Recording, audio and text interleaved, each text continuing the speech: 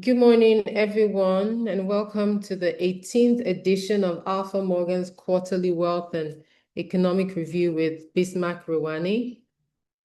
My name remains Doyin Ayinhe. I'm an executive director with Alpha Morgan Bank, and I'm delighted to be your moderator today.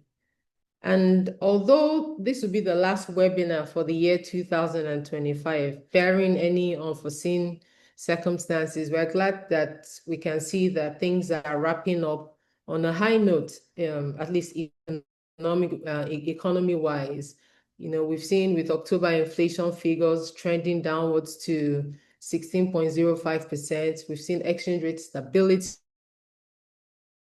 Interestingly, Nigeria has officially been taken off the Financial Action Task Force gray list, on the back of implementation of significant anti-money laundering and counter-terrorism financing reforms, and with the renewed investor confidence in our financial system. These are all positive things we've seen happen. We saw the CBN yesterday maintain a cautious stance, maintaining the MPR rate at 27%, choosing rather to use the tools of the asymmetric corridor to free up funds that banks have been placing with the CBN.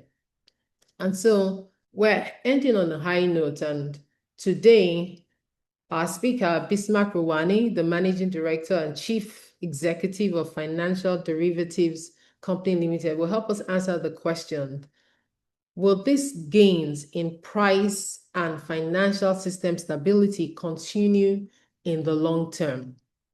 Considering several other factors, including the fact that we're entering an election year, we're going to have a new budget, the potential price of PMS, and insecurity, which is a major issue. And if Trump comes, as he has threatened to come, how will the markets react?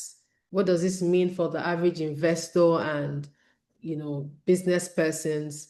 So I guess as we delve into it today, hopefully by the time we're done with this session, we'll have a bit more clarity. And so on this note, I want to welcome you, Mr. Bismarck. Thank you once again. Thank you for being with us throughout this year. And thank you for always helping us to put things in perspective. And, sometimes when we get carried away with positive news, you help us, put the other, parts into the puzzle. So thank you and welcome once again, sir. We also have Thank you. online today, Ade Buraimo, the Group Managing Director of Alpha Morgan Bank. You're welcome, sir, our host. And we have George Imade, Director also with Alpha Morgan, who will help us with the vote of thanks at the end of the program. And so as we kick in, let me remind our guests, please type your questions in the Q&A box, and we will take as many questions as we can. And let's have a wonderful session. Thank you. You're welcome, sir. Over to you, Bismarck. Good morning, ladies and gentlemen. Again, thank you very much for having me this morning. A hectic period, and we're going to be going through a whole lot in a very short period. So you have to bear with me as we run through this process. First of all, let me share my slides.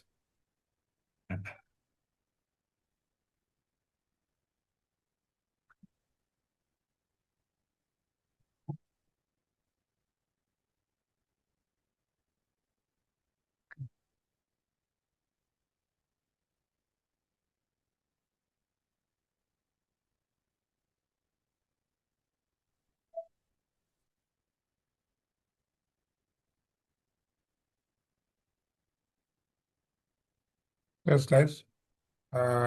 Is this slideshow? It's not.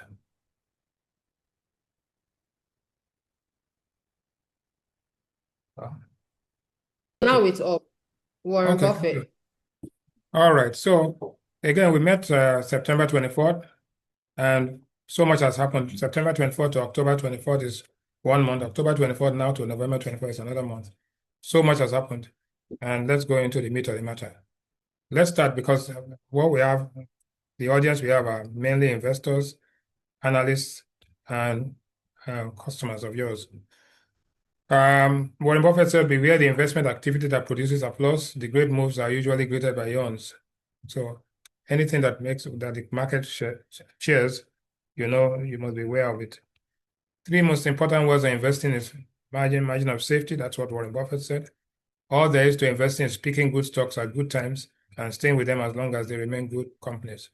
I think that tells you everything. Warren Buffett is just retiring this year. He's 97 years old, and he has done he's written his last investment letter, and we call him the Oracle of Omaha. And when he started, the value of Berkshire Hathaway was about $2.5 billion. Now it's worth $350 billion. So, and that was over 60 years. He has gone from $2 billion to over $360 billion. One of the shares is worth about one share is worth about almost $60,000 for one share. So if you have 10 of those, it means that you know what I mean. So uh this is last letter. Key takeaway for investors are recognize your missteps early, then pivot. Two, even in volatile times, clarity about what you truly understand remains your best edge. Three, but always remember a disciplined investor uses the past as a guide, not as a blueprint for the future. There are a lot of us in this country, I know globally, always look at the past, while in fact what is important is future. We are not talking about 2025 now, we're talking about 2026 and what's going to happen in 2027. When evaluating a business, always ask yourself, can its competitive moat withstand the storms of time? Investing is about letting your capital work quietly over decades. Never underestimate the power of time. A fair price today is the cornerstone of spectacular wealth tomorrow. Remember that short-term analysts look for direction, and long-term you look for value. So what we are doing today, we'll be looking at short-term directions, but in the end, we're always looking for value. That is the cornerstone for investment, and everybody has to bear that in mind. Almost everybody falls for that whole thing about what happened in the past. It was there, the market cap was this. No, but that's irrelevant. So what are the year-end projections for the global economy? We think that the Fed will cut rates, but not in this December meeting. It's up in the air. Trump is going to meet with Modi and all the other guys, or met with them already. But he has said he's going to have a meeting in April with Xi of China. He has also agreed, I think today, he mentioned he's going to meet with Maduro, the guy in Venezuela, after saying that they will bomb them. But the fact that they agreed to meet doesn't mean that the bombs are not going to come. So is that discussions with not him, his team has had a discussion with Nigeria as well as to how to protect, how to step up on the security. Private asset managers will take a hard look because the unknown unknowns are more than the known unknowns. And the oil price forecast, we'll come back to that later on. It's going to drop to in the 50s, and that has serious implications for Nigeria. So Saudi Arabia met with Trump and agreed to invest about, I think, $600 billion, and that's big time. So a lot of things are changing in the global economy and global political space. Like said earlier on, IMF has revised and the World Bank has revised their growth target for the world, including Nigeria. And Sub-Saharan Africa is going to be fastest growing part of the region in the world, and all sorts of things are happening now. Rational investors versus irrational exuberance. It was Alan Greenspan that coined the term irrational exuberance when markets get ahead of themselves. And look at, by this time last year, Bitcoin was, God knows, was in the wallowing. It has gone all the way up to about $120,000, and now it has dropped to 87, dropped 9% between now and then.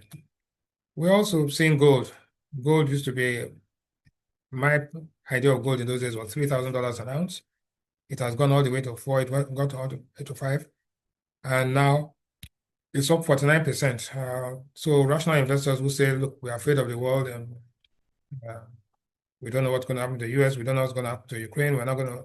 So everybody is focusing on the fact that gold, the price of gold is gold as a store of value, one. Two, gold has an inverse relationship with the value of the dollar, but at times that falls or fails.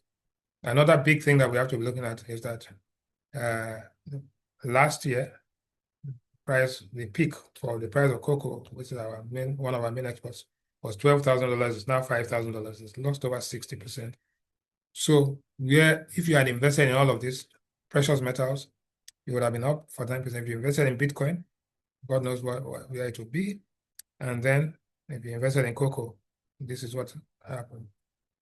Now, crude oil, at this time last year, I think crude oil was as high as when we are doing our budget, the Brent was trading, they used 75 as a benchmark. And so the price was around 71, 72. Today we are $10 lower. And that is significant. That's about almost 15% drop. And we are not done yet because Zelensky is going to the US. And if he does, and there's peace, a truce, or there'll not more than a truce, there'll be a deal, we can see oil price dropping to, and I will come back to that later on. And that is the fulcrum of the Nigerian economy. When you look at the average price of our exports, you have to remember that 75% of your export revenue comes from oil, another 10% comes from gas, and all the others together. So if you do a weighted average of your balance of trade, you'll find that the key variable is oil. Now, the dollar has been down by 5.6% in the last month or so, between 25 and 26 projections, and LNG price is up by about 1.67%. So those are key things. So what are we seeing? We've seen a massive spending on AI, and the bet is that AI will increase output, increase productivity, but also create some unemployment. So the semiconductor companies, NVIDIA, reported some massive earnings, but we've seen the price come down sharply. And companies that did not spend that much on AI, who were left, especially Apple, was left wondering. Apple is now, the fact that they did not spend much on AI, overvalued spending, it's now becoming clear that you see that Apple has gone all the way to $260, $270 a share. And what happened in the last day or two, Apple announced that they are laying off about 10% of their staff. When Apple, a company that has over $300 billion in cash, it's laying off people, and they're expecting to have earning revenues of about $150 billion in Q4. And that's when people give iPhones to their friends and all of that. So you're going to see, and then the eye spectacles and all of that. So we are going to a new world, a world of uncertainty, a world which we do not know, but that makes it more challenging and more interesting. Okay. Recent firming of inflation. So what are we seeing? Inflation has firmed up in the US, firmed up a little bit in the UK, but inflation means that output constraints and prices. So part of this output constraint is because of what you call it, the tariff wars, which have meant people are shifting markets. The Chinese are selling their products in Africa. The Indians are selling their rice in other parts of Latin America. So the world is in state of flux, but that's what makes it very nice for investors. So if you look at the inflation interest rate differential between Nigeria and its peers, that is not as relevant now as it is because we are looking at what it will be in the next period. So if inflation in Nigeria will come back to how inflation is going to trend, and how global inflation, do we think that our inflation will drop faster than global inflation? The answer is no, will just be about the same trend. And that is what made the central bank hold their fire yesterday. Now, one of the key variables that investors are looking at, you in particular, and so we are assuming one thing, that the Nigerian investor is becoming more globally sophisticated, more globally inclined, more integrated with the rest of the world. Therefore, before we say, oh, in Nigeria, Nigerian investors are looking at that, and then the global investors, no, we're having the same kind of return. Because if at the beginning of at this time last year, the Naira was trading at about 1,700 or 1,650, and now it's trading at 1,450. if you invested in Nigerian instruments and got a 12% return, that 12%, the gain you have made comes to almost 15 to 18% compared to what you had if you had invested in the US and got less than 3%. So it made more sense to buy Naira assets between last year and this year. It made more sense to invest in Naira fixed assets, right, than investing in financial instruments, both domestically and internationally. I will come back to what has happened, but what you see here is what we call the undervaluation against PPP. Currencies are supposed to move towards their PPP value over a 3 to 5 year period. So based on the year you did this, looking at the standard deviation between projected exchange rate for 2025 and the fundamental purchasing power parity, they are saying that Nigerian Naira is undervalued by about 61%. We think it's about 21% because of factors that we do not know. But those that are overvalued, if you look at them, they include the Zimbabwean currency, includes Ghana, includes Kenya.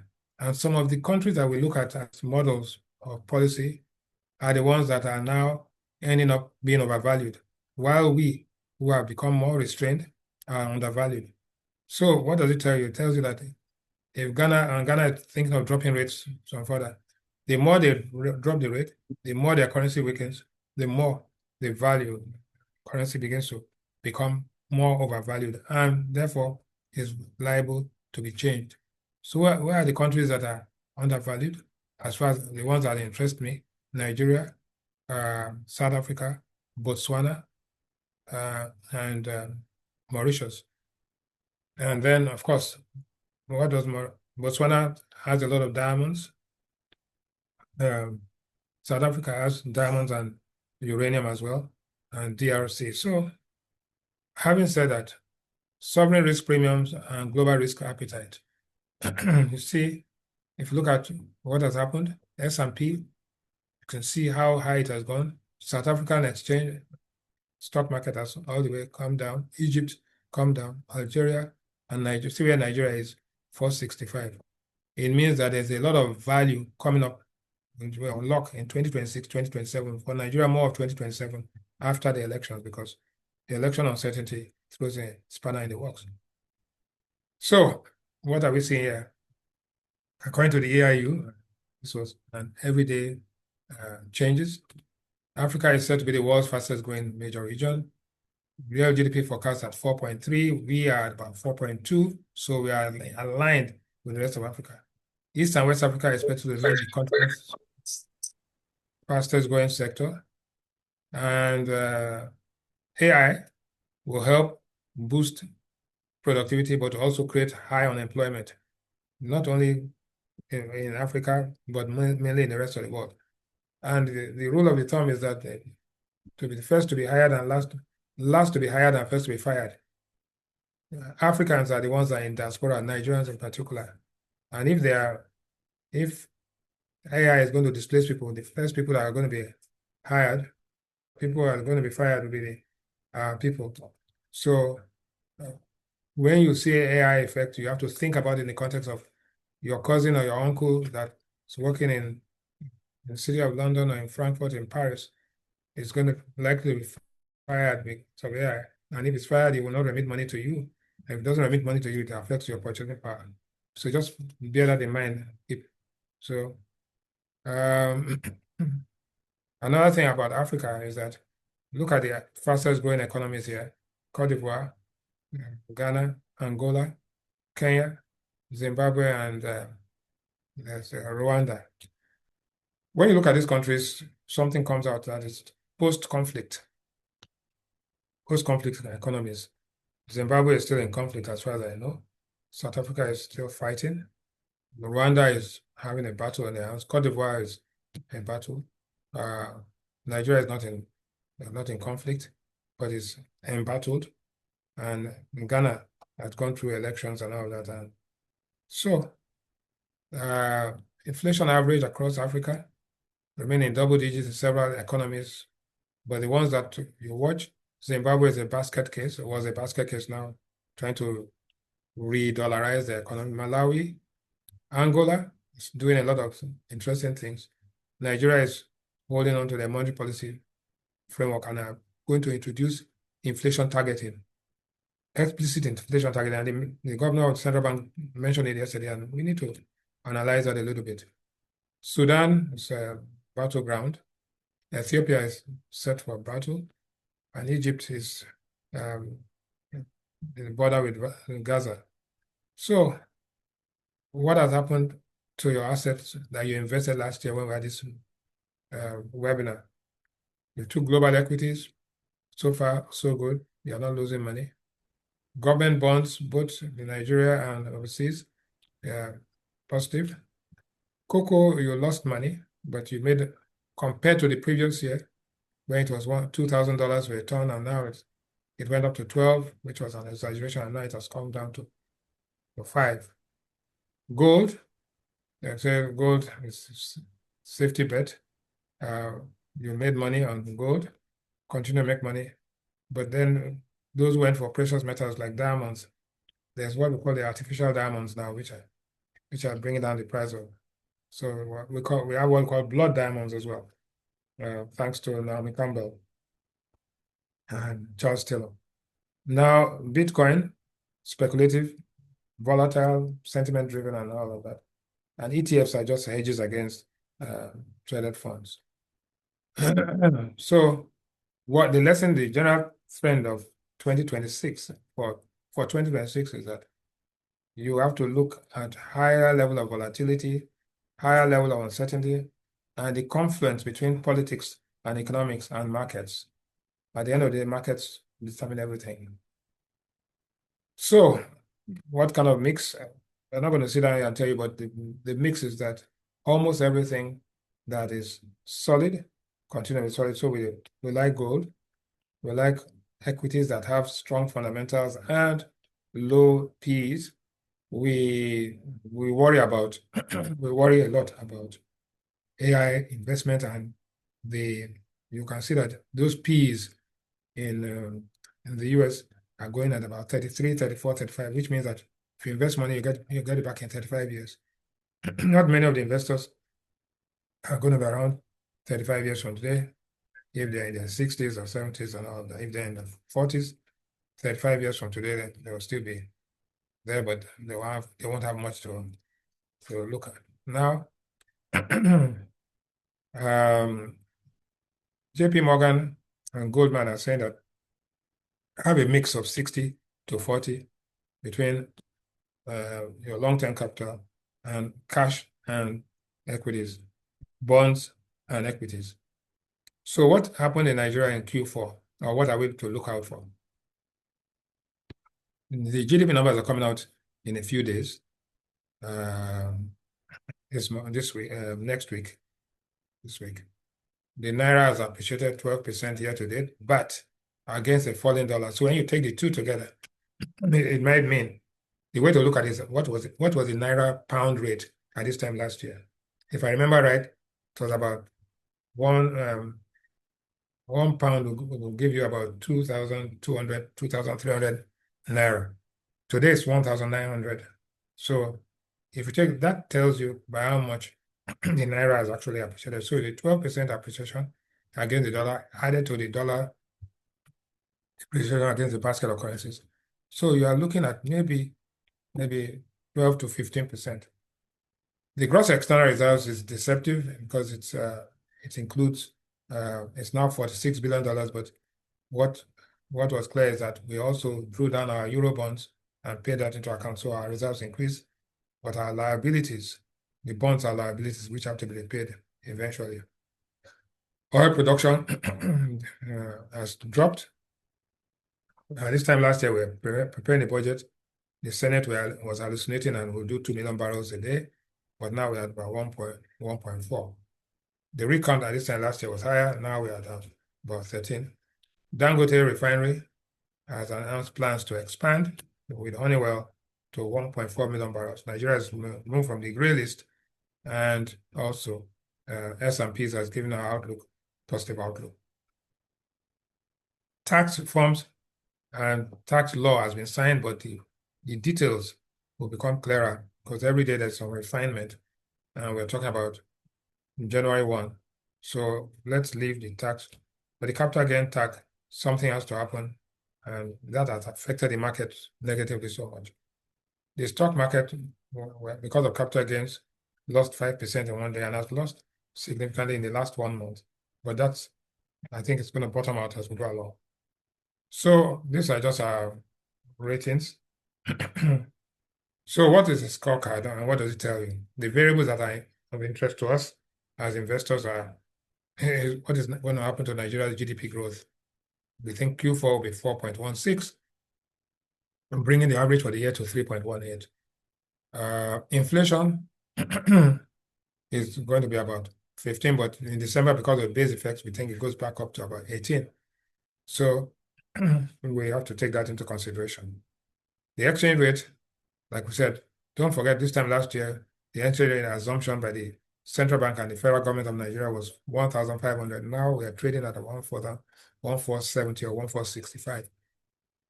So we think that we'll probably end up the year as a target that central bank will probably allow the market to close at about 1,500.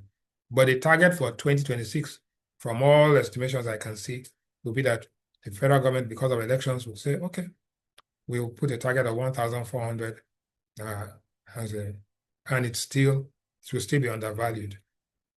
Stock market capitalization, we are looking at this year end at about 90, I would say at about 95. So it flat lines between now and the end of the year before next year we go to that. PMI is at 54, expanding, it will continue to expand and stay at that level. I'm talking about the end of this year, that is what, next 5 weeks. The NPR remains at 27%. All of us started to go down to 26.5, but now it's at 27%. Remains there till February next year, except they change it. Gross external reserves, 43, but we have to repay, I think, $1 billion and another $1 billion. So it will stay at about 43. Pay that out. The average price earning ratio for the top 5 companies was 14 first quarter. It has gone all the way to 19 for Q4. And the projection is that for 2025, end of year, about 19 to 18. So it doesn't really matter. What is important is what the earnings that they're going to have. In terms of the economy as a whole, Nigerian economy, because we are talking to investors both domestically and internationally, labor productivity growth is down slightly from 2.1, yes, and total factor productivity is also down for 2026. So 2026 is a tough year. The growth of capital stock is increasing, growth of potential GDP is increasing, but the relative change between 25 and 26 is going to be tough. That is a tough year for Nigeria. That's election spending, all sorts of things are going to happen, and we have our insecurity problem, and now we have the problems of our neighbors. So what are the sectors that we're going to drive the future? Remember I said short-term direction, long-term value. So we think that agri has a lot of potential, always has, and agri goes all the way from crop to aquaculture to animal husbandry to all sorts of things to export. And when I say agri, tied onto the agri sector is the whole question of what you call it, the fertilizer business. So manufacturing is also very, very interesting. Manufacturing efficiency translates into profitability and revenues. Transfer that to the market, and you begin to see those companies. If you look at it, you find that agriculture is not as fast as agri, but if you look at GDP growth of 3.4 in 2024, manufacturing expanded by only 1.4, but in 2025, manufacturing is expanding much faster. Financial services, which is where we are, again, financial services growing at about 5 to 7%, underpinned by banking, and I must tell you that the banking sector is a tale of two cities. You have the new banks who do not have the big overheads of the past or do not have the legacy assets of the past. Those banks are competing with the digital banks, competing with fintechs, but are also do not have all the bullion vans and all the other things. So they have, and they are coming in at the time when the naira is stable. They are coming in when you don't have to, there's no round tripping. They are investing at a time when the interest rate environment is moving in their favor. So uh, one can say, luckily, Alpha Morgan is one of the new banks, and they are bound, like most of the new banks, not all of them, but bound to benefit from this new direction. So yes, the industry itself, financial services industry, is relatively less attractive than it was 2 years ago when there was a lot of rent, but it's getting more attractive because of stability. Another sector that is worth watching is insurance. As you see, we said that, and we'll come to that in a minute, as to what the market cap will be in the next year. It means that if the market cap is increasing, it means that market cap is another proxy for savings. So you have your savings, you have your pension assets, which is about almost 27 trillion right now. And you now look at market cap where people are going to be putting money. So, and people are going to be raising money. You look at that as compared to the GDP, it means that there's a lot of future here. And there is a lot of future for asset managers, insurance companies, pension companies, and more than anything else, the the banking sector. So what are we seeing in monetary policy? You know, we're seeing disinflation. But disinflation, you have to ask yourself, what are the drivers of inflation? And you can see that in November, December, January, this is January 26th here, we are seeing a slowdown. So in January 25, it was 24%. Before then, before we did the rebasing, inflation was averagely about 34%. We have the back of the envelope analysis, which says that take 10% off that and you get a new one. So when it was 34, under the new methodology, it was 24. So if now we are going to 16, you add 10 to it, and then you can now compare 26% to the 33%. So generally speaking, the inflation has dropped from 33 to 26 if you normalize the methodology. The big elephant in the room is the exchange rate, and you can see for yourself here that if you look at January, 2nd of January, it was 1660, basically 1700. Today, it is 1474. Look at where it is and look at where you were. So just by staying in Naira, you gain 12% against the dollar. By investing efficiently in Naira, you invested in stock market and got about, so let us say you got an average of 25% return. Add 25 to 12, right? You got 37%. I mean, even if you're selling cocaine, you're not going to make that kind of money, right? So this tells you that let the trend be your friend, and you're in trouble if you're wrong.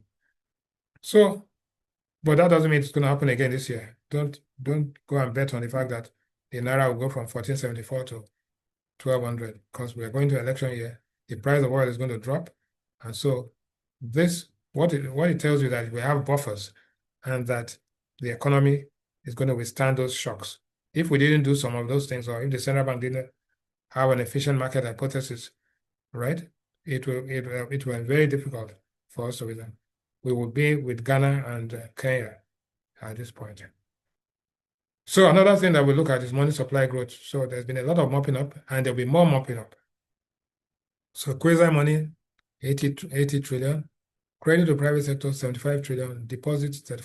So when you look at all of this total money supply, you'll find that the growth in money supply has been declining.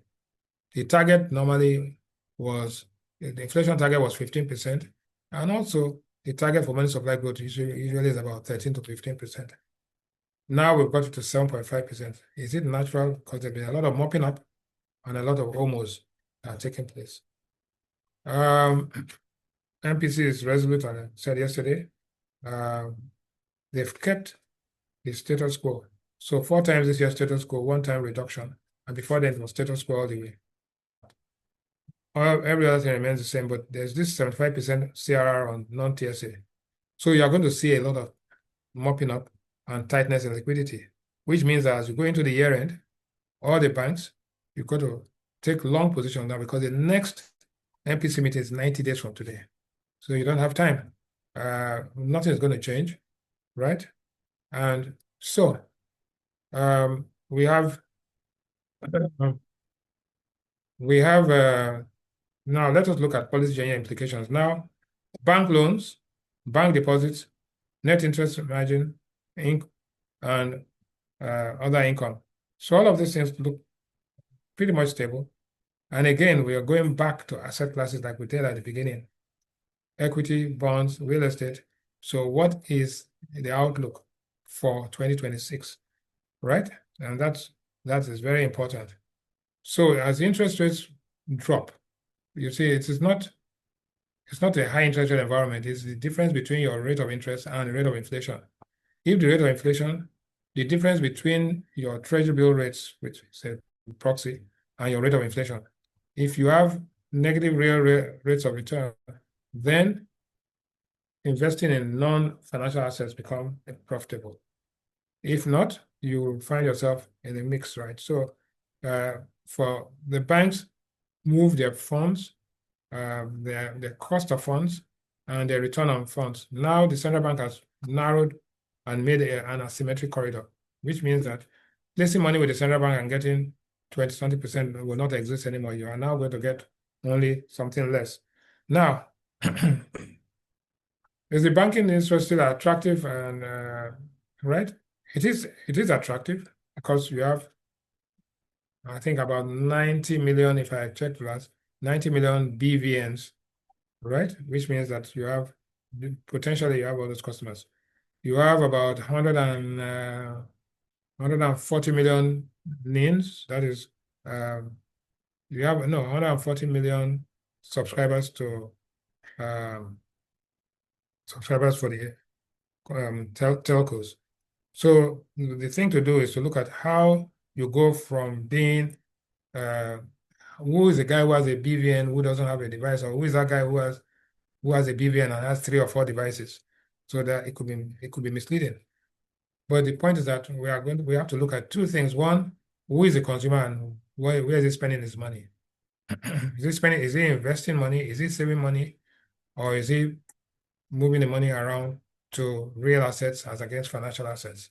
So that's why. And if it's financial assets, is he putting money in pay and CUDA or what have you, Money Point? And if you look at television news, yesterday was in channels 10 o'clock news, you have more advertising coming from the digital banks, the Money Points and all of that relative to the others, which means something is going on there. And let us be aware that you have Momo and others coming in. So the telcos are coming on aggressively. So we're going to be seeing a lot more conversation around what is attractive. And at the end of the day, strategy tells you that attractiveness depends on the bargaining power.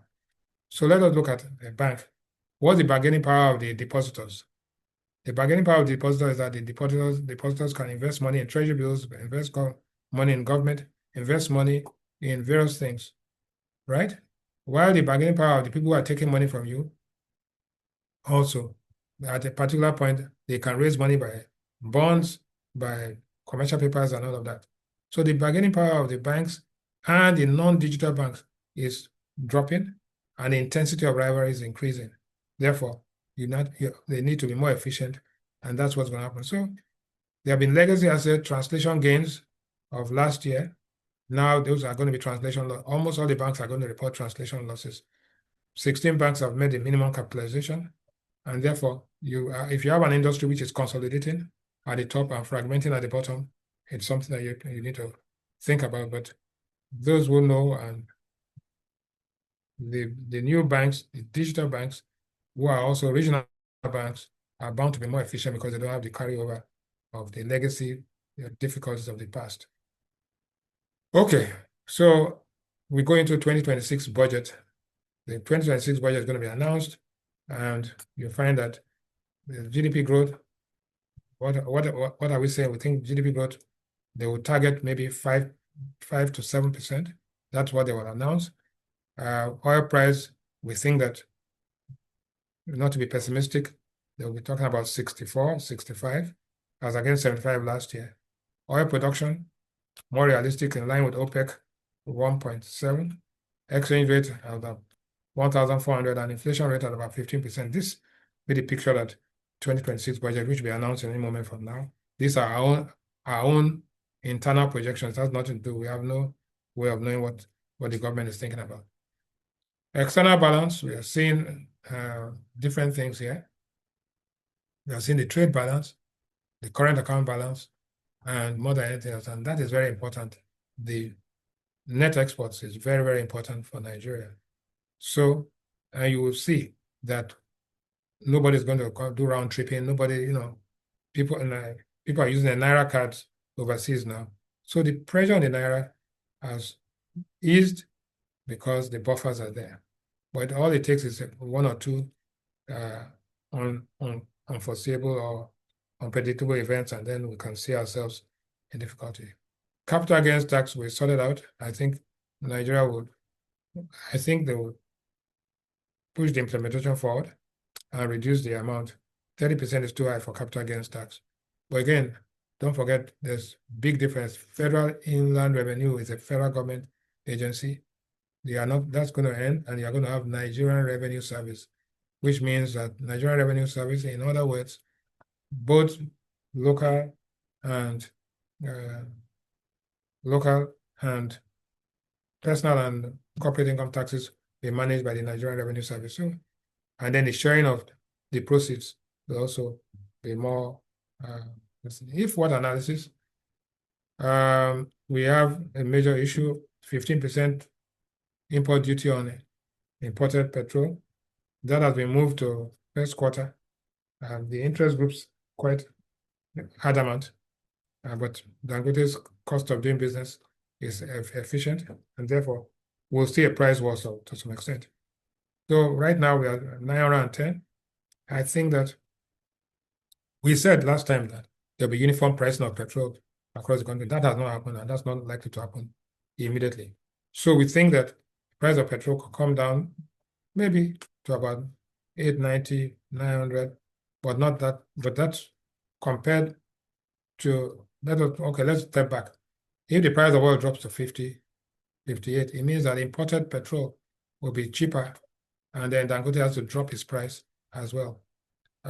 So we are in for some interesting times in January, and as we go into election cycle. Forex market, there'll be some stability there, and we would see some additional pressure, but diaspora remittances will help visiting friends and relatives, but we'll suffer a little bit on cocoa, and then we would have also fertilizer proceeds. But when you put all those things put together, soybean, and it's nothing compared to LNG and oil. So oil is the driver of this. So Goldman Sachs is saying $60 a barrel. International Energy Agency says 64, but all of these things were done before. Today, almost all the recent things are pointing towards 55, 56, and that is more likely to happen. So we have to bear that in mind. So what if the government grants forbearance, right? Higher and more reliable power supply. So power supply is going to drive a number of things. So if you are going to be investing, you invest in those companies that have it. So let us look at a typical company and look at it. If I look at a cement manufacturer, if I look at a manufacturer, how much money do they spend in generating power? One, they are using gas. Two, they have their power stations and all that. If you back that out and say that they sell their power stations to the power companies and now lease it, just like what happened to MTN and others when they sold all their towers to IHS and then leased it back, all of them became more profitable. Almost all the manufacturing companies, almost all the fast-moving consumer good companies, if they sell their power stations to the GenCos now have forbearance, and the GenCos can now collect the money from. It's a game changer as far as the Nigerian economy and the profitability of the company. So you'll find that the Okomo oils and Prescos, they have, even though they're not that power intensive, They have their power stations for processing their palm oil. Those power stations sold to Eco, Disco, or whatever, and those ones will now sell them, and there will be more cash on the table and less to borrow. So,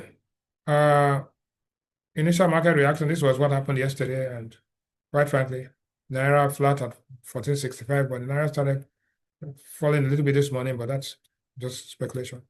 The Nigerian exchange went up, but we think that it will flatten out again.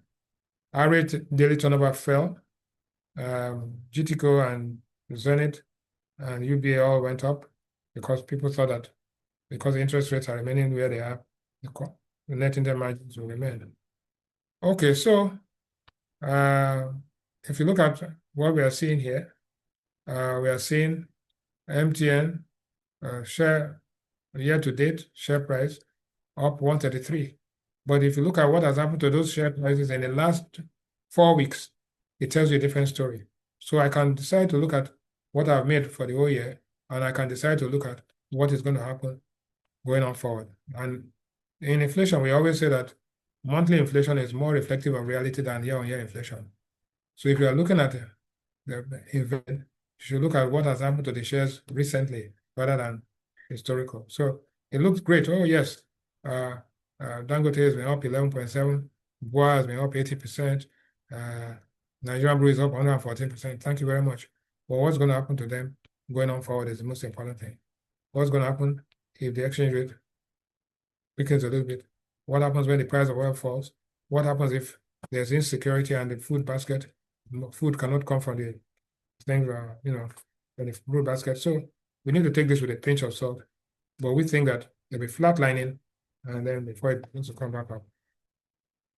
So what is Buffett buying? Buffett is just leaving and he sold, he has trimmed his investment in Apple. Since Steve Jobs died, Apple has not come up with any new product. Apple is no longer, it's not a device company. Apple is now a service company. And services mean that now, so he trimmed his shares in Apple. He has trimmed his shares in Bank of America because he has sold Alta and he has bought Occidental Petroleum, which means he's going against the trend. He has bought more of Google and he has bought Domino's Pizza. Remember, Buffett says all along that there's nothing you can do. When he bought Duracell, when he bought Gillette, that you have to shave, you can't stop your beard from growing. So ideal as we go into 2026, cash, good cash. Real estate in Nigeria is good. Precious metals, good. And equities, global equities, you have to be careful. You have to trim some of it because global equities are likely to drop. So policy expectation, talked about that already. Bank recapitalization, no forbearance, power sector forbearance, reduction in capital gains tax, maybe, and pushing the debt of. So in 2026, I think to look out for elections here, elections in the US, and elections. We had some elections in Cameroon, which were not elections. So we have to look out. So elections in Nigeria, insecurity in Nigeria are major issues. Elections in the US, midterm elections, and therefore, the lame duck, what we call the lame duck syndrome sets in. It's a Trump becomes a lame duck, and therefore you're going to have the battle for the soul of the Republican Party. Debt service, because interest rates have come down, debt service will drop, both in the US and in Nigeria. And if debt service drops, it means the government has more money to spend on healthcare, agriculture, and all the other things. The price of oil will definitely fall below 60. It could go to 55, could go to 51. Every $1 drop in the price of oil below $60 has a very damaging effect on our exchange rate. The US will cut 1%, and there'll be a new Fed chair by May. So by January, he will nominate somebody, or February will nominate somebody, but the Fed's influence on the president's influence on the Fed will be lower and lower. The US midterm election starts to take effect very soon. Market cap at the end of 2026, we are estimating it will be 262 trillion. How did we come about this? Because Dangote's the value of Dangote's refinery is about almost $30 billion if you take all this. And if you add its profitability and all that, plus NNPC being listed, so from the current 95, we'll get to 262 trillion naira, which is about 70 or 80% of GDP, which is good and tells you something. So it's time to begin to look at a bigger capital market. Pension assets are going to be higher at about almost 30 to 40 trillion naira this time because of the value of the investments. The budget, the Nigerian budget will try, conventional logic means it will drop by 10%, but political logic means that it will increase or stay flat. Okay? So import duty on petrol, we'll see what happens. It depends on vested interest versus national interest. Conclusion, what investors must do. Warren Buffett said, do not lose money. Rule number 1 is do not lose money. Rule number 2 is do not forget rule number 1. Look at the capital gains tax. Consider selling some stocks now and buying it back after early next year. Diversity across solid sectors, financial services, consumer goods, but more than anything else, not financial services, the sectors to look at are your FMCGs, the building materials, very, very important, and telcos. You stay away from financial services at this time. Consumer goods, either here or there. So diversify your portfolio across assets, across currencies, across alternative assets. Be careful with crypto investments. Don't avoid it completely, but be careful. We'll hear the budget, and stock market capitalization will rise slightly because of this thing about keeping interest rates low. Thank you very much, ladies and gentlemen. I think we've been able to do something. Thank you, sir. Thank you very much. Wow, a lot to unpack. Well, let's just take a few questions because we're close to our closing time. Yes. Yeah, so somebody is just asking about the economic relationship between Nigeria and Australia, considering that there's similarities in currency and growing economy. I don't know if you can address that. I don't know why it takes Australia. The Australian dollar was one of the major beneficiaries of weakness of the dollar. And from what I gather, a lot of Nigerian immigrants are running to Australia recently. So, before it used to be the United States, then it became Canada, and now we're going to Australia. It's quite a distance from where we are. But Australia is a highly resource-intensive economy. You have everything there. Quite frankly, if you take its population relative to a land space, right? Australia is probably 20 times the size of Nigeria in terms of land space. So they manage the economy very well. They have actually, I think there's a lot of value. There's Australia and New Zealand. So we think that there's, yes, if you're investing in Australian dollars, you buy Australian dollars, maybe the Australian dollar would, relative to the US dollar, would appreciate somewhat. But I do not believe in speculating in currencies. And if you are going to be buying stocks in the Australian stock market, yes, the value is the value and it's good to buy Australian stocks. But generally speaking, I don't. There are some issues, in the Southeast Asia and Australia that need to be addressed. But it's a well-managed economy, and like almost all the OECD economies, we should be seeing they will benefit from the tariff wars, just like Canada and others. The tariff wars will end. And why do I say this? Because midterm elections are starting, and Mr. Trump will be more of a lame duck president, and therefore we'll be seeing back, again, back to normal. Okay. Thank you. Another question from Daniel, who would like to know your opinion regarding the vendor financing happening among NVIDIA, OpenAI, Oracle, and the likes. And in your opinion, do you recommend continued investment in these companies in 2026? My problem with NVIDIA is that, there's DeepSeek, and there are the limits of, so AI has come to stay, but the cost of it is one thing. And when the thing about those industries, when the big boys come into it, NVIDIA is an initiative and all, but when the big boys like Google and others come into it, it's like what's happening, you can say Tesla in certain respect. When Porsche and all the other guys come in to have their own electric vehicles, I'm not too sure that Tesla will be able to withstand the battle. So when Mercedes, Porsche, Land Rover, and all of those guys come into electric vehicles, you're going to see a lot of change. But meanwhile, Tesla has actually gone ahead. So I think that artificial intelligence is here, but we had a dot-com boom before and a dot-com bust in sometime in the 2000 and so. So we've got to be careful. At what price are you buying NVIDIA? It's not whether you should buy NVIDIA. Is it overvalued? If it's overvalued, then you've got to wait. It can only go in one direction, go down, and then you can. But will NVIDIA continue to be profitable? Yes, it will continue.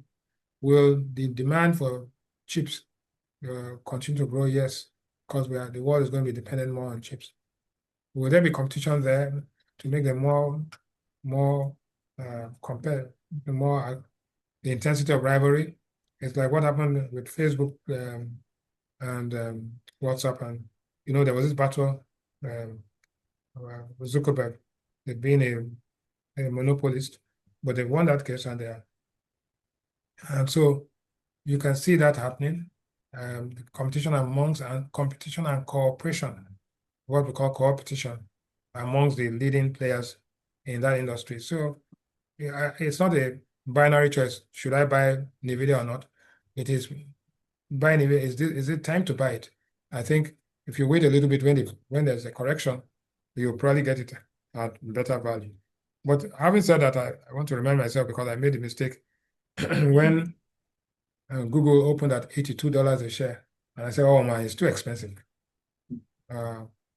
Today, it's about $1,500, $2,000. So then I had to come in to buy it at 400. What I thought was 82 was expensive. I bought it at 400, and I've made money from 400 at 2,000. So Same regrets is that there, Warren Buffett. yeah, that's right. So I have to caution that don't take my my my view as cast iron. I think, but NVIDIA will continue to be productive. You can buy it, but I would say let's wait for some corrections before. 'Cause I don't know what DeepSeek, I don't know what China is going to be doing, but it's time to. I think it's time to take a look. But NVIDIA and DeepSeek and others are companies of the future, but they could be overpriced. All right, thank you, sir. In Yeah, terms of investing, Nigerians in the diaspora, in yeah. terms of investing and purchasing stock in Africa and especially in Nigeria, what is the most ideal way for Africans to do that? I know there are apps for that, but do you have No, I uh don't think you get your information is not important. It is what you do with the information. Like LBS last month, we said it's not the projections, it's not the forecast that matter, it's the judgment. So I could get the same information as doing and Ade Brimo. But what we do with the information is what matters. I think if you're looking at investing in Nigeria, you should be more discerning. You should look at those companies in those sectors which are likely to remain profitable and defensive. Because I want to just fast forward 8 weeks from today. and then you hear the announcement that the price of oil is $40 a barrel, right?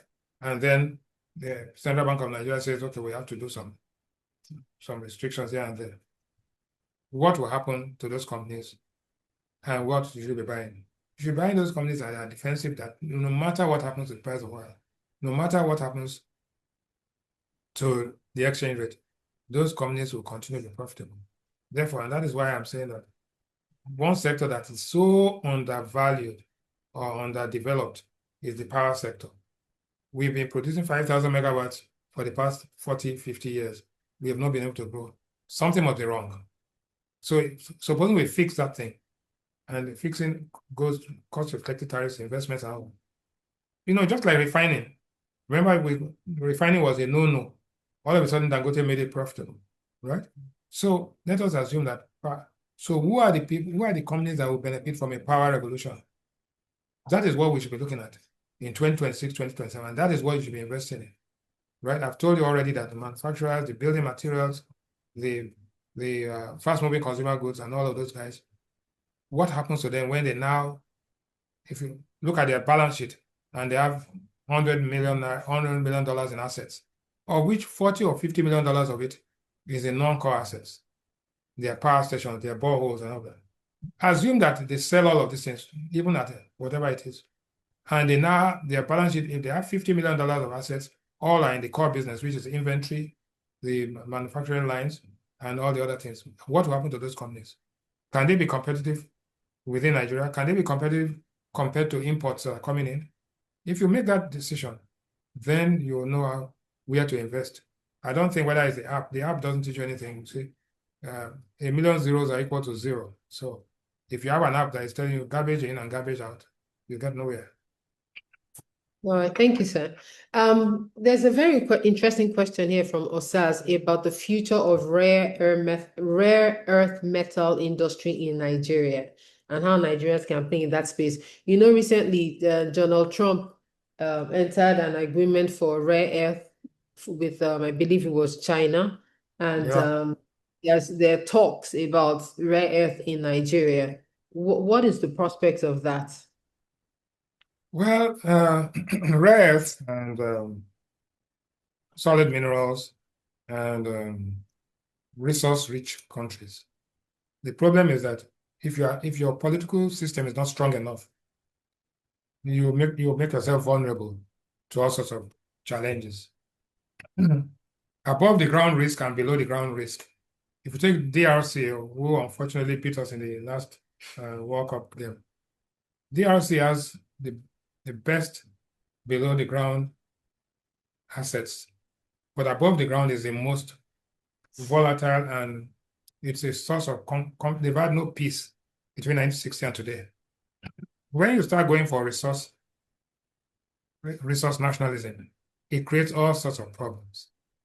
So the best thing is to fix your political system, make sure that you know how to tap your resources properly, right? And again, resource nationalism is all about potential. It's about using your potential to become actual. The journey from potential to actual is the journey between abstract concepts and real concepts. So I say, rare, you cannot compete with DRC, you cannot compete with some of those other countries.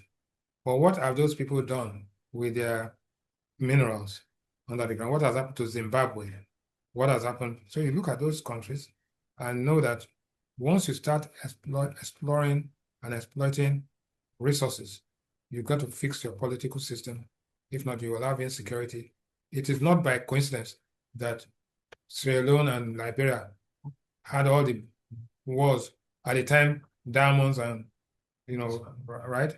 It's not by coincidence that what happened in Zimbabwe, ZANU-PF, what's happening in Namibia, what's happening. So, and what's happening in South Africa today. So I think that becomes very, very important that we must bear that in mind as we go along. And so I would say it makes economic sense to invest in rare earth. It makes economic sense to invest in lithium and all. But I want you to bear in mind that most of these variables of most of these commodities that are in short supply and the price have gone through the roof. Everything depends to a large extent on what happens in Ukraine and Russia. If tomorrow you hear that they've signed a peace deal in Ukraine and Russia, all those things about rare and all these things will disappear. The price of oil will fall, the price of wheat, the commodity space, the supply chain, logistics, and all of that will change completely and totally. So don't get carried away by short-term phenomena due to conflict, because all of us thought, and everybody was here 4 or 5 years ago when Putin went into Ukraine. We thought the war would last 1 month, 2 months, right? And then the world came together. Oil, they changed, banned everything from Russia. They were not allowed to participate in the Olympic Games. They could not even take their money. You couldn't sell the oil. Russia was going to collapse within 3 months. We are here 4 years plus, right? So when this war comes to an end, so also will the commodity markets go into form of catastrophe. Ukraine has probably the best refining capacity in the world. Ukraine produces more wheat than most of the countries. Ukraine produces so many of these commodities that we're seeing today. Just imagine that there's a truce in Ukraine. And for those who study European history like me, I want you to go back to the times of Lord Samuel Palmerston, who was the foreign secretary of the UK. The Crimean War was as far back as 1750.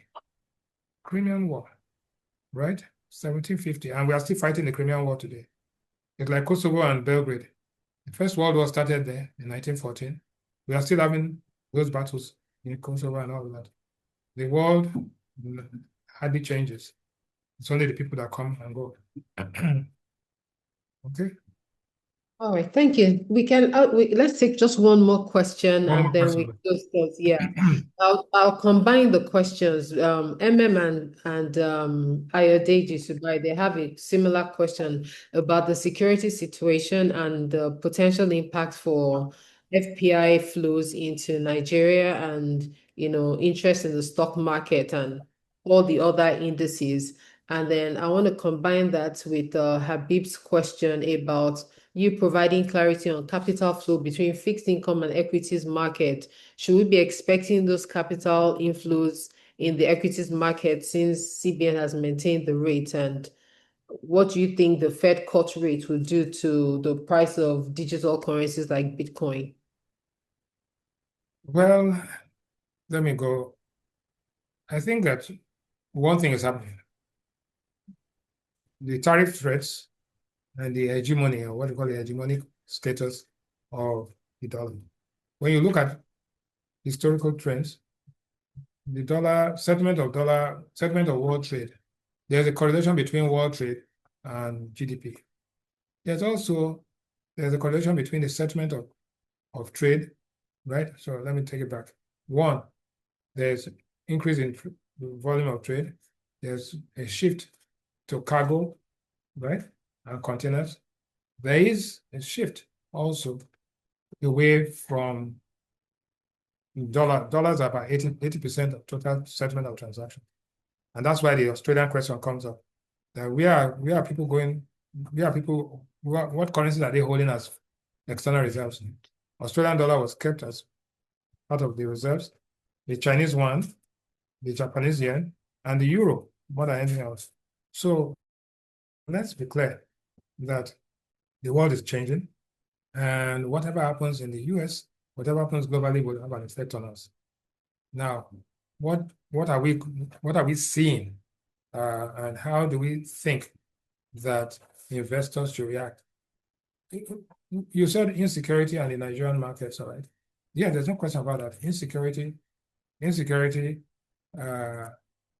will always be a problem, and it's tied to political position. And I said, one, as you go for red, as you go for minerals, as you go for solid minerals, as you go for all sorts of things, as you go towards elections, you all of a sudden you will have interest and you start seeing a COVID. These things are not coincidental. It would appear to me that part of it is a part of the political process, and one cannot predict who and what is behind it. But we must bear in mind that at the end of the day, the economy has matured to a particular point. At the end of the day, we will have to, Nigeria will go through this process and become a more mature economy. Because as you see, even today, Venezuela is having a chat with the US. And as we're speaking, Hezbollah attacked 2 days ago and in Lebanon. So there will be political differences, there will be insecurity, but markets will always be markets. And the truth is that if the Central Bank of Nigeria did not build the buffers, if they did not maintain a much more transparent foreign exchange market, the situation, you will not have buffers. And therefore, if we wake up tomorrow and hear that the price of oil is at $50 a barrel, okay, let us assume that a 10 or 15% drop in the value of the naira in the foreign exchange market. So what it will take us from 1450 to about 1600 or 1700. So where were we last year? 1700. So the world will not come to an end, but the economy will be able to withstand the shocks. On the other hand, if we went precipitously and dropped the interest rates by 200, I saw somebody talking yesterday on CNBC that, 200 basis points and all of that. What would happen is that there would have been a flight to safety and the currency would be under pressure. So if the Fed drops rates, it means the dollar will fall. And if the dollar falls, I think our naira relative to a falling dollar will appreciate. If the Fed drops rates and the price of oil comes down, our naira will not fall sharply, but we will have to increase our interest rates again to withstand the shocks. So I think that what I would say is that between now and December, that is the next 5 weeks, we know what is likely to happen. Between now and February next year, we know that there will be no MPC meeting until February 24th next year. So we look at it. Inflation will increase because of the base effect of December. We will also see that by January and February, it will be exactly 12 months to the election timetable. So the Nigerian public will be looking at politics, the Nigerian markets will be looking at the economy, and the international investors will be looking at how safe it is to do business in Nigeria. So generally speaking, we have cautiously optimistic view as to what will happen this quarter and next quarter. Thank you very much. Thank you so much, sir. We have 31 questions that we cannot get to, but I do see that a number of the questions have been addressed during your presentation. So we're sorry, participants, we can't take any more questions, but until we see next year, wish you all the best and a happy Christmas, happy holidays, and happy New Year in advance by God's grace. Happy dirty December. Happy dirty December. Let me hand over to our host, Ade Buraimo, and then see you again, sir. Thank you.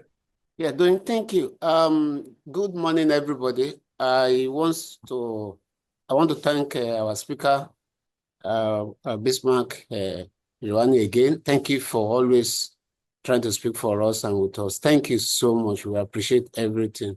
I want to thank all the participants. See you again in February, the next day after the NPC. Meanwhile, let me just announce that we want everybody on this call, all our friends, all the participants, if you have not opened your account with Alpha Morgan Bank, please do. That is a bank to patronize. We provide satisfying banking. Thank you so much, and I wish everybody Merry Christmas and Happy New Year. Bye-bye. George, please, can you round up quickly? Okay. Thank you so much. We want to thank God for the success of today, what we have achieved through this discussion with Mr. Bismarck Rewane. It's been a very wonderful time. I want to give high kudos and deep appreciation to Mr. Ade Buraimo, who just spoke, our managing director, who is the man behind all of these things, graciously giving to the society and to humanity at all times. It takes a lot on his part to be able to organize this, and he has not failed since he started doing it, and he has promised that this webinar has come to stay and will continue to thrive. Thank you very much, sir, for all these efforts and providing all the resources to ensure this happens. And in addition to that, I want to thank Mr. Bismarck Rewane, my prof. You know, I always call you a prof. He releases his knowledge without reservation. Very phenomenal. Globally endowed in terms of what to know and economic-wise, even politically and socially. It gives information that guides our behavior in terms of how we may optimize our investment. A lot has been said today. And don't forget what he said, that Warren Buffett. Rule number one, don't lose money when you make investment. And rule number two, don't forget rule number one. And all the predictions that have been brought forward today go to indicate that, yes, the future is bright. But don't rely on those predictions alone. It depends on the judgment you make out of it. And for you to make this good judgment, you need to visit your advisors. And this is where Alpha Morgan comes in. Alpha Morgan, we have Alpha Morgan Capital managers where you can put your money for investment purpose. They will guide you on what to do. You can go to MBSL, work on Main Street Bank Securities Limited, our stockbroking arm of the business. You will get the right advice on which stock to put your money. A lot of stock picks have been mentioned here. Go to them, they will guide you through. And then you go to Alpha Morgan Advisory Partner, the investment banking arm of the business. They will tell you what to do and how to put your money into good use. And then I want to thank our audience who have been very, very, very supportive. You are the reason we are here, and you have made it worthwhile for us to always come around with this program. And if I see the torrents of questions that are becoming, he sees that you have been very engaging and be active on this program. We deeply appreciate you and what you do to contribute to the success of this program. And then we want to say that keep it up, stay strong, and stay focused on this program. You will never get it wrong, because in Alpha Morgan webinar with Bismarck Rewane, you get the knowledge, the clarity you need to optimize your investment and where to put your money for good return on investment. On this note, ladies and gentlemen, I want to thank every one of us that have been part of this program and to look forward to the next edition in February, immediately after the MPC, and to join what Doyin said before, wishing all of us a happy Christmas and a prosperous New Year in advance. And don't forget, Alpha Morgan Bank is where you need to open an account and optimize your investment. God bless you as we draw the curtain on this program. Mr. Bismarck, thank you so much. Thank you. All right. Thank you so much. Bye, everyone.